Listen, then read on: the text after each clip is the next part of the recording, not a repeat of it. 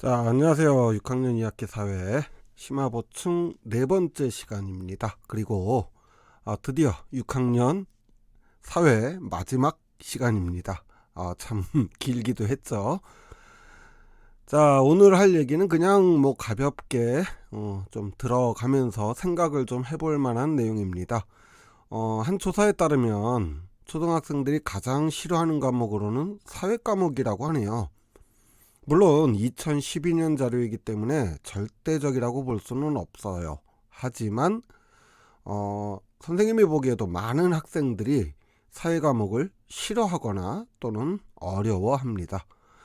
자, 그렇다면 왜 이렇게 사회를 싫어할까요? 우선 가장 큰 이유는 사회를 암기 과목이라고 생각을 하다 보니까 외워야 할 게 많아서라고 합니다. 외우기가 힘들다는 거죠. 두 번째로 안 그래도 외우기 힘든데 사회 과목의 특성상 특히 역사 단원에 있어서는 용어나 낱말이 너무 어렵고 우리가 평소에 잘 안 쓰는 말이다, 이런 겁니다.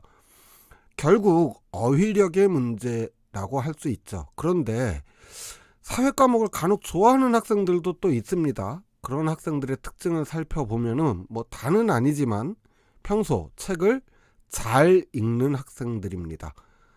책을 많이 읽는 게 아니에요. 잘 읽는 겁니다. 다시 말해서 용어나 낱말이 크게 어렵지 않다 보니까 다른 학생들에 비해서 비교적 덜 어렵다고 느끼는 것이죠. 특히나 이러한 현상은 역사 단원에서 두드러지게 나타납니다.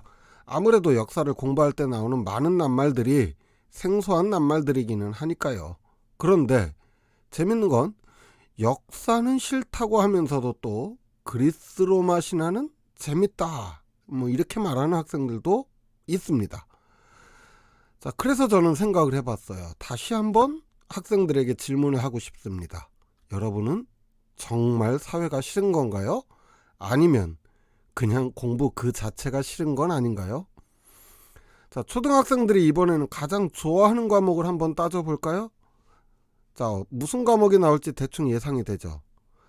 그렇습니다. 체육, 음악, 미술, 과학, 그리고 실과, 이런 것들이 올라왔어요.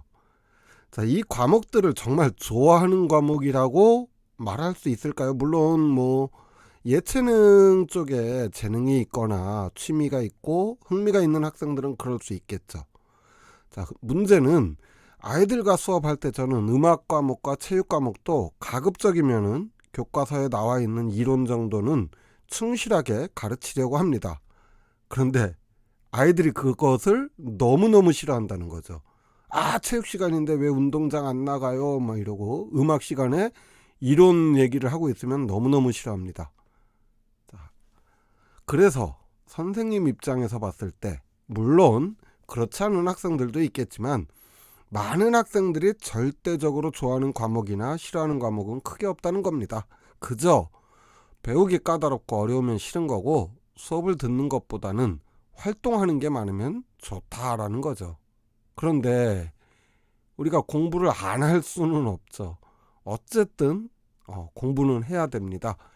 고등학교 3학년 졸업할 때까지 아직 많은 시간이 남았잖아요. 자, 그런데 이렇게 공부를 안 할 수는 없다라는 전제하에서 여러분들 한번 생각을 해봤으면 좋겠습니다. 무조건 공부를 싫다, 재미없다, 어렵다 이렇게 선입견을 완전히 버리고 잘하고 못하고를 떠나서 정말로 각 과목의 특성을 한번 잘 살펴보고 어떤 과목이 나한테 맞는지 아니면 맞지 않는지 좀 생각을 해봤으면 좋겠어요. 자, 이제 졸업입니다. 여러분들 졸업을 하고 중학교 입학할 때까지 겨울방학이 기다리고 있죠.